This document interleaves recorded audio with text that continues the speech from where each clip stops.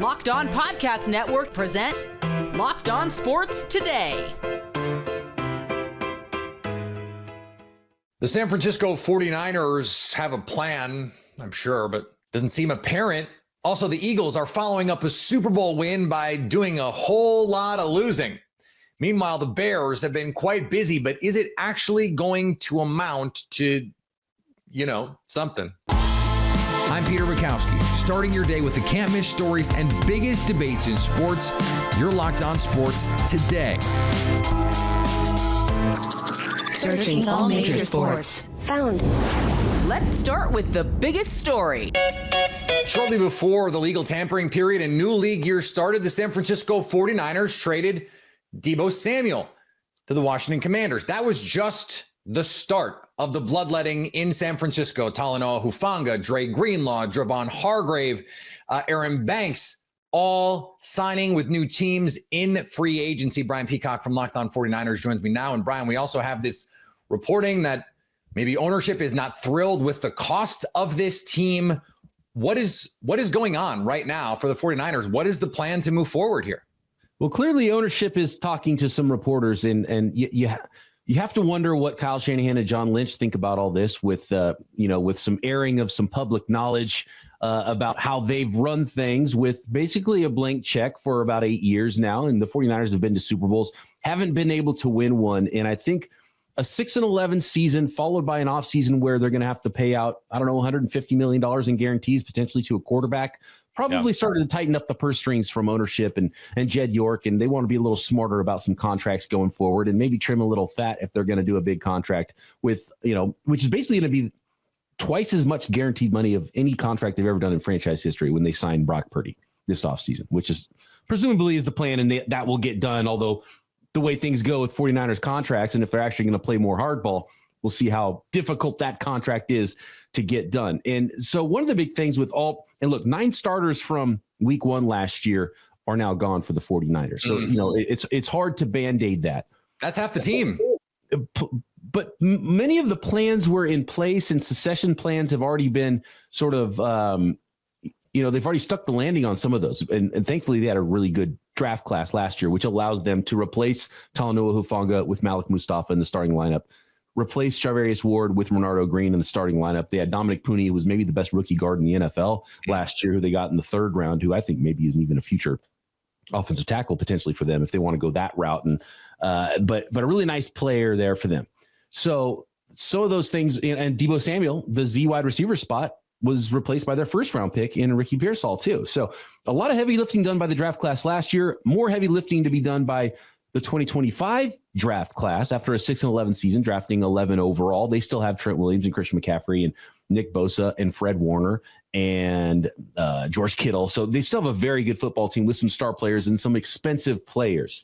But the real problem here is how many players left all at once, and specifically the defensive line where you're left with 1 starter and the free agent pool dwindling. You thought maybe Joey Bosa would take a little bit of a discount to play with his brother in San Francisco. He chose the Buffalo Bills, little more money, and let's face it, maybe a better shot at winning Super Bowl than the San Francisco 49ers if he's ring chasing now at this point as well. And so the defensive line was probably the most important position for the 49ers to upgrade in the offseason. I don't think they lost that much in veterans Malik Collins and Leonard Floyd, but they still don't have bodies to replace them. And right now, guys like undrafted free agent defensive tackle Evan Anderson would be in the starting lineup, and he was a nice little player for them last year, a nice find, but he's a rotational guy. So pick 11, pick 43, pick 75. At this point, almost all have to be hits on the defensive line for you to think that you are going to replenish that talent on the defensive line that's really made the thing go since they showed up in 2017. How close are you to saying this team, as it's currently constructed, the core of this team, you mentioned a lot of those guys, George Kittle, Trent Williams, Fred Warner, Christian McCaffrey, that as a core, their window to really competing is either closing or closed? The pause says a lot, Brian. I'm going to be honest. The big window was open, and it's now a different window. So it's either like a portal that you got to kind of squeeze through, or you're looking for a different window and you're framing it out. And maybe, it's a nice big one with a sliding door. We'll see how that next window looks. But their shot was the 2023 season, they lost that Super Bowl against the Kansas City Chiefs. That was their best team. That was their best roster, top to bottom. They had good injury luck that year. That was the year to do it. They're not going to be that good of a football team, top to bottom, probably in the Brock Purdy era, because you can't spend around him unless they draft just amazingly. And so it's a different window. They still have enough talent. They can still win. We thought the Buffalo Bills were in a transition year last year, and they were very good. We thought the Denver Broncos, I thought the Denver Broncos were not going to be a good football team really at all last year. They had $90 million in dead money, and guess what? They got even better. So if you have coach and quarterback and you get that right, you can change a lot, and you can change on the fly. Do the 49ers have that? And it can go one of two ways. Oh, man, we've got our coach, quarterback. Kyle Shanahan is such a good coach. You bring in Robert Saleh, better special teams coordinator now, and you're just better across the board because of those entities in place, and you got the right quarterback, then everything else you can transition around. If they pay Brock Purdy $55 million per year, and it turns out that he needs all that help that we talked about from the 2023 season, which is dwindling around him, and you paid him all that, and you're 6-11 again, then you got big problems. And so, you know, the 49ers once tried to get cheap at quarterback, which I don't think should be the goal. I think the goal should be to be great at quarterback. Yeah. So you're either expensive and great, or you're cheap and bad, or you could be great and cheap, which is awesome for a short time until you got to pay that guy. But what you really, really don't want to be at quarterback is mediocre and expensive. So it's really all about Brock Purdy now. Can he carry the team in a new era going forward? That's the new Super Bowl window. You can stay up to date all year on the San Francisco 49ers by subscribing to Locked On Sports Today and Locked On 49ers on your favorite podcast app and on YouTube. You're Locked On Sports Today. Coming up, the Philadelphia Eagles are following up a Super Bowl win with a whole lot of losing. Plus, the Celtics and the Thunder squared off in a potential finals preview. March Madness is here, and FanDuel is giving you the chance to get in on the action like never before. Right now, new customers can get $200 in bonus bets when your first $5 bet wins. That's 200 extra bucks to use on everything from buzzer beaters to Cinderella stories and even who's cutting down the nets. Got to have your eye on a couple underdogs this year, and FanDuel makes it easy to back them with spreads, totals, and game props. With tournament games happening almost every day, there's always something exciting to bet on. The FanDuel app is simple to use, and when I win, I get paid instantly. No waiting around. And with conference tournament season in full swing, you could turn that $5 into $200 in bonus bets tonight. The quarterfinal of the Big 12 tournament features Texas Tech and Baylor. Baylor needs to build their resume, but they're underdogs here. FanDuel has Texas Tech laying 5.5. Visit FanDuel.com and get in on the college hoop action all tournament long. In the NBA, the Thunder came away with a big road win against the Celtics. The Oklahoma City Thunder get another really big win. This team continues to fight through adversity. No J-Dub, no Caruso, doesn't matter. They still sweep the Boston Celtics, still keep the Celtics three-point shooting in check, and they were able to pull it out behind SGA's dominating offense and the double big lineups coming together. Whenever SGA was off the court, it was Chet, it was Hartenstein. Their playmaking, their scoring ability that really helped tie this team together and get them a big win. It was a fun game, a physical game, and a game that the NBA should be proud of. This was a very fun basketball game that the NBA world deserves 7 of in June. Hopefully each team does their part to get there, but you can't say enough about SGA and his MVP case. Tough bucket after tough bucket as really the only true scoring option on the court.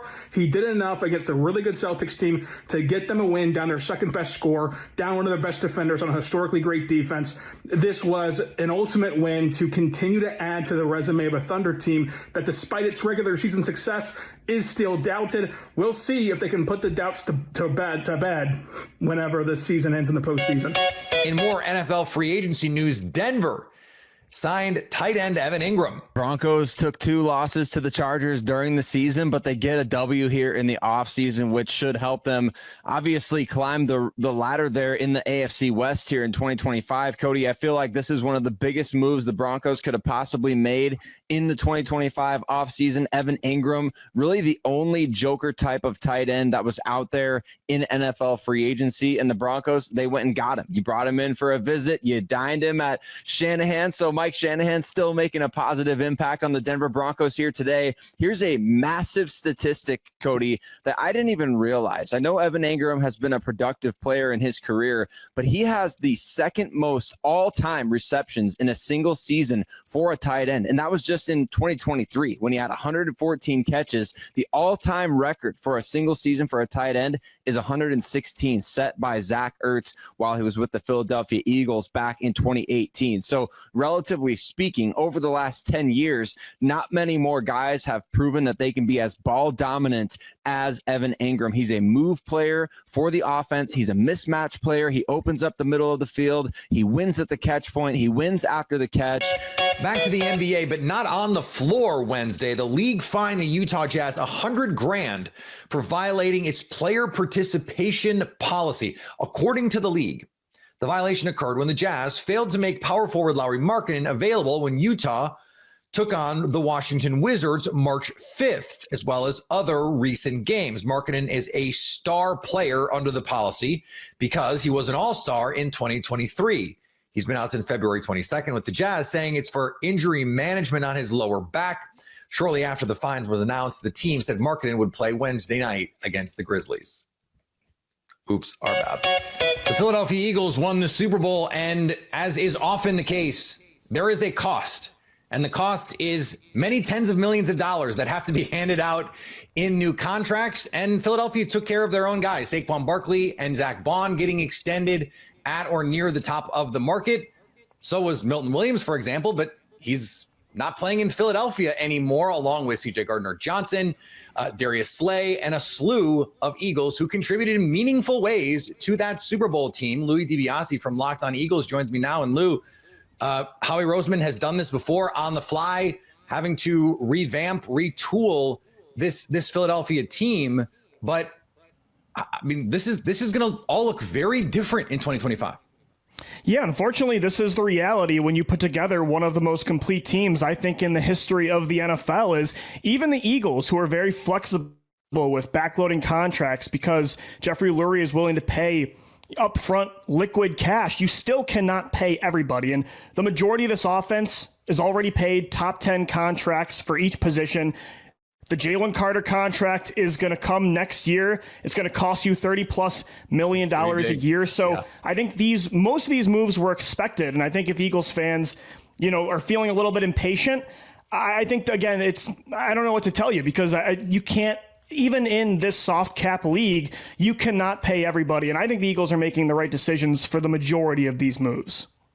Yeah, it's difficult because you're harmed by your own competence, right? If you're the Eagles, like you put together this awesome roster and then it's like, well, if someone's going to pay Milton Williams $25 million, he's just not worth that to us. Right. He might be to the Patriots. As you look at this group of outgoing guys, though, who do you think is going to be the toughest to replace for Philly? Yeah, honestly, I think when you look at who has left, it's not anybody on the defensive line. I'm a big fan of Moro Ijoma potentially replacing Milton Williams next to Jalen Carter. I think Nolan Smith and Jalen Hunt will be a perfectly fine duo on the edge without Josh Sweat. It's actually Chauncey Gardner-Johnson who just left out the door. And I know the Eagles believe that they can replace this guy. Vic Fangio has a lot of success in the past with other safeties. They have Reed Blankenship. They want to see what they have in Sidney Brown. But I think Chauncey Gardner-Johnson was the energy, the heart of this defense. He had 6 interceptions. He was your best ball hawk on that side of the football. I think when he left in 2023, it really held this defense back. Will it have the same impact this year? No, because of all the new talent they have in the secondary, like Quinyon Mitchell and Cooper DeJean. But I think Chauncey Gardner-Johnson is going to be the player that you're going to feel the biggest loss in 2025. Is it going to completely make this defense regress like they did in 2023? No, but that's a player that I don't agree with them departing with. Where is the area where you go, okay, this team now is looking at having a need, whereas last year they kind of filled every spot? If you look at some of the places where they lost the most potential starters in their replacements, Darius Slay, Isaiah Rodgers out the door. And this is after they bring in Quinyon Mitchell and Cooper DeJean, who you mentioned. They're still maybe a boundary corner short. Where do you see them and go, hey, they need to address this offseason? Yeah, I think on offense, it's going to be right guard. I think they are expected to lose Mekhi Becton. Now, they did get Kenyon Green back in that trade with Houston, a former first-round pick who has not been good in his NFL career, but we've seen Jeff Stoutland turn guys like Mekhi Becton into studs. Yeah, so I think that's an idea still to add more right guard competition. The outside cornerback spot opposite Quinyon Mitchell, I don't think Cooper DeJean is going to be the answer there. They want to keep him in the slot, so the outside corner spot, and then that starting job next to Reed Blankenship. I don't know if I believe in Sidney Brown to be that full-time guy. I'd like him more as a rotational third safety and dime packages. So whether it's by bringing in a Justin Simmons or trading up for another Georgia kid like Malachi Starks, I think that's an option. I think safety might be the biggest hole right now, as it kind of has been in years past. When Howie Roseman's going to sacrifice one position, it normally is safety or linebacker, and we know he already paid Zach Bond. There was reporting when Myles Garrett was very unhappy with his situation in Cleveland that the Eagles had called or at least had shown interest there with Myles Garrett. I believe that was from Myles himself, so not even reporting. Trey Hendrickson is also a big fish out there. Is that the kind of swing you think Howie Roseman would consider taking? Yeah, look, if they are going to take a risk and say we'll deal with the cap ramifications down the road, it does have to be worth your while. And that's why I like Josh Sweat a lot. I like Milton Williams. I don't know if they're worth those contracts. They're good players and they're getting paid like great players. If you're going to pay that kind of money right now, somebody like Hendrickson, that is great.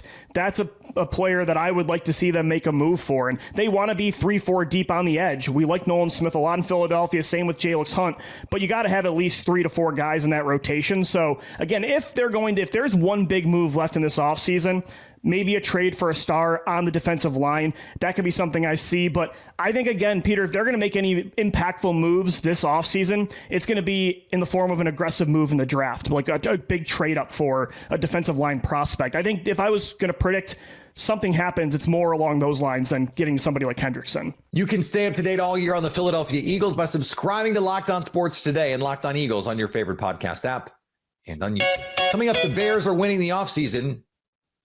So what? Chicago Bears may have been busy getting better on paper, but as Locked On NFL host Tony Wiggins points out, winning March doesn't mean winning when it counts. I thought they were going after John. I thought it was going to be Jonathan Allen. A similar player to Grady Jackson, Grady Jarrett, rather, sort of a 3 technique. I think Grady, people when they talk about his age, you're not getting the same Grady Jarrett. But you're also not expecting to get Grady Jarrett from 5 or 6 years ago, where he was right there behind Aaron Donald and London Fletcher and Chris Jones. He was in that territory. He could sit at that table at the picnic, right? So now if you bring him into a situation where it's rotational and you sort of play him the way Detroit did with the Lee McNeil, and it's kind of a 4-man rotation, it's the Toby Keith thing. I'm not as good as I once was, but I can be as good once as I ever was. And I think, look, you see, you a battle rapper, and I'm sitting there quoting country. Ain't that something? Hey, I know country music too, bro. I like music. I'm telling you, man, we get it in up here. But the thing that I want to be afraid for them if I'm a Bears fan, because it's almost too good to be true every single time. This happened with the Eagles back in the day. It happened with Washington several times. It's happened with the Jaguars, who I cover, where you get all of these names and everyone thinks like, okay, they're going to play well. Think about this. We criticize AAU basketball and we criticize the NBA All-Star game because what you do is you get a whole bunch of guys that are real good and think they're going to play together. Chemistry and cohesion do matter. I believe they did a good job in adding the talent because they had needs and they addressed them, and nobody waits for you. And Ben Johnson is saying, no, we're not going to slow play this. We're going to get after it right now. But I also believe in those seeds. I think those things has to happen. So one thing that has to occur is between now and the start of the season with the mini camps and the training camp, they have to get this thing where everybody's on the same page. Bears fans should know this. They never learn, but they should know this. They win the offseason every year. Every year, Bears fans get amnesia about the absolute trash team they watched on the football field. Not last year's Chicago Bears, not total garbage. But they didn't even sniff a 500 record. Improving the interior offensive line is not going to take them from we're a 5 or 6 win team to we're an 11 or 12 win team. This was a team last year that got Caleb Williams and thought, hey, we're a playoff team? Turns out, not so much. How many years in a row are they going to win the offseason, come into the league year, beating their chest about this is it, this is the year we solved it, and then win 6 games? How many years? This is a better team. We like the coach. We'll see about the quarterback. They had a nice offseason. But that might mean going from, hey, we're a 5 or 6 win team to, hey, we're a frisky team battling to get into the playoffs. Maybe we win 8, 9, if we're lucky, 10 games. We're not talking about a contender in the NFC. So let's pump the brakes a little bit. And finally, in a week where PGA Tour players are just going to be happy to hit the iconic island green of the 17th hole at TPC Sawgrass, a caddy made an ace on Wednesday. Colin Morikawa's caddy, JJ Jakovac, aced the 17th at TPC during the caddy contest. It is a closest to the pin annual tradition, with the winner receiving undisclosed prize fund donations from the professionals in the field, plus a $10,000 sponsor award, a VIP parking space for the rest of the week, an engraved money clip, and their name on a plaque inside the Tunnel of Champions. So whatever happens to Morikawa this weekend, I think it's safe to say his caddy will be pretty happy. If you're watching this episode after hearing your favorite Locked On show, make sure to subscribe to Locked On Sports Today on YouTube or wherever you get your podcasts so you never miss an episode. Also, if you're a new subscriber to Locked On Sports Today, we're here for you with the biggest stories in sports every day. Coming up, as free agency begins to quiet down, who will land Aaron Rodgers? So at least until tomorrow, stay locked on sports today. Locked On Podcast Network presents Locked On Sports Today. Go to our video on demand. Click on sports at the top of your screen. There, you'll find past episodes of Locked On Sports Today, plus other Locked On shows on demand.